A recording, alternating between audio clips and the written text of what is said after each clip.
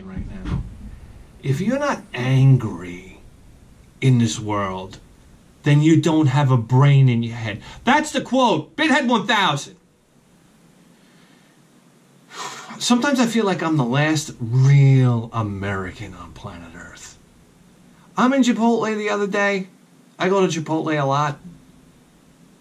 There's a kid in there. He wasn't a kid. He was 19, 20 years old. He's yelling at his mother. I gotta get, you don't understand. I gotta get my eyebrows done. I'm on my phone. I was like, huh? What? No, but, all right, maybe I didn't react like that. But I said to myself, Jesus Christ. I remember when I was a teenager and Clint Eastwood did an interview. And I love Clint Eastwood. I got his pictures hanging on my wall. He's one of my heroes in life. He did an interview saying that my generation could never fight World War II. Generation X. And you know what my reaction was? I was like, you know what? Fuck you, old man. That really bothered me for some reason. I said, what does he know about me? And then probably about 10, 15 years later, I look back on it and I said, you know something? He's right. And this generation we have now, I don't think they could kick fleas out of a flea circus. All right. That was a bomb. Anyhow, the last video I did, I mentioned that I was thinking about going for a complete NES set. And what did I get in the comments below? Oh my God, you might as well climb Mount Everest naked. Hey, Bithead 1000, maybe 10 years ago, but not now. Hey, that's impossible.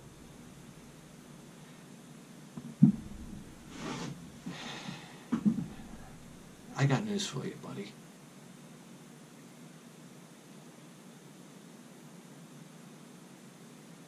I lost my train of thought. Oh my God. Listen, I'm fucking tired, all right? But here's the bottom line.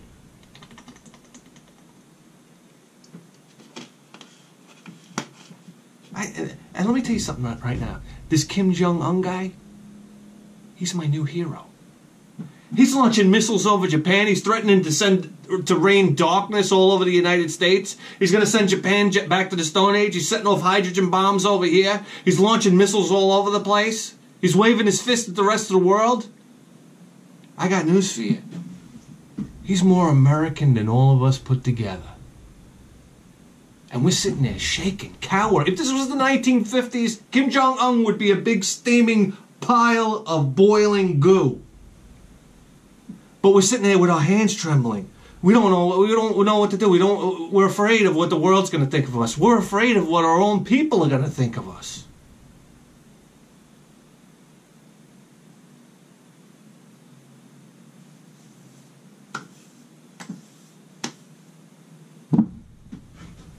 I don't know why I'm talking about Kim Jong-un.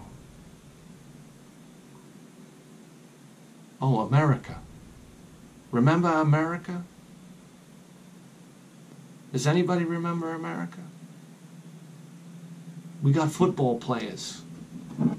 Probably the most privileged people in the world that take a knee during the national anthem while our flag is flying.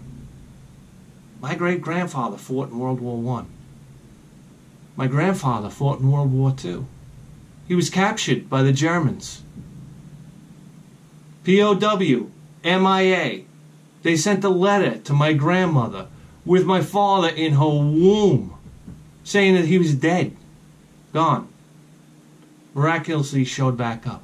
My old man in Vietnam, who knows the horrors he's seen. I saw this documentary on Vietnam. This guy was in a platoon where 80 to 85% of the men in the platoon were either killed or maimed by landmines, trip lines, booby traps. And he said, I thought I knew what bravery was. I thought I knew what heroism was. I thought it was, charging the enemy and winning the battle. He said that he learned that real bravery was actually just putting one foot in front of the other, walking through the jungle He goes, not knowing if the next step you took would be your last step. He said there would be times where he would look down and he said he couldn't believe one foot was moving in front of the other. He was so in fear of dying from a landmine. There were other stories of men sleeping in the jungle, and they could hear the whispers of the enemy because they were so close by, and being absolutely petrified.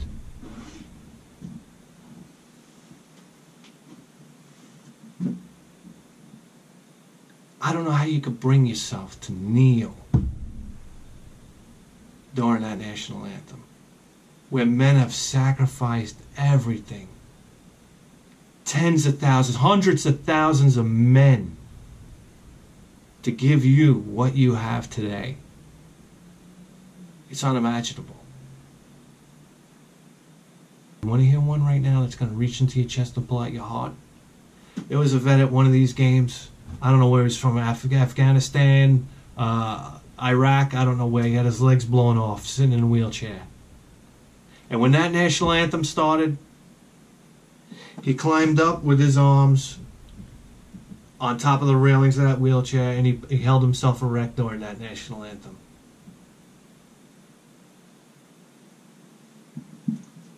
How dare anybody take a knee?